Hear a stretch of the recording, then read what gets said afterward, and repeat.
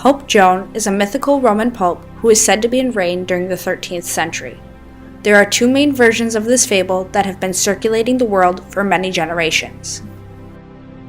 The first version is known as Joan de Mali because he was the Dominican chronicler from which the story was adapted.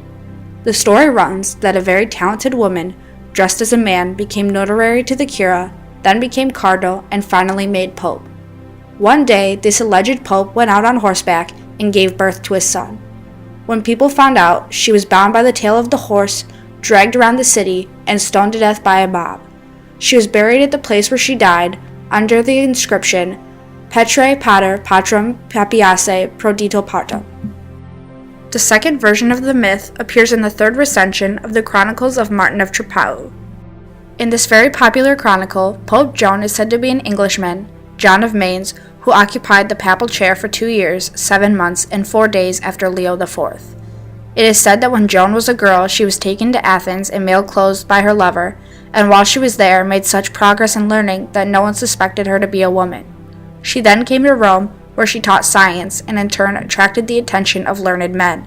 She was finally chosen as pope after earning great respect, but after becoming pregnant by one of her trusted attendants, she gave birth to a child during a procession from St. Peter's to the Lateran, where she died almost immediately. There is not a single historical source among the papal histories that knows anything about Pope Joan. There is also no mention of her until the middle of the 13th century. Also, in the history of popes, there is no place in which Pope Joan would fit if she were indeed real during the 13th century, like Joan de Mali and Martin of Trapau suggest. If you look in between Leo IV and Benedict III, she cannot be inserted in this time frame where she would be placed, because after the death of Leo IV, Benedict III was elected by the clergy of the people of Rome to take his place.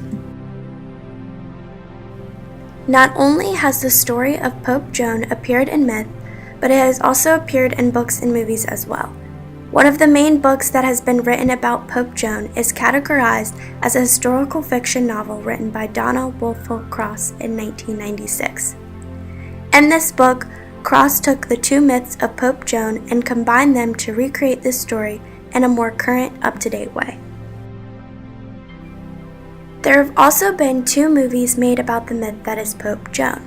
The first film was made in 1972 by director Michael Anderson and starred Liv Ullmann, Jeremy Kemp, and Natasha Nicholsky.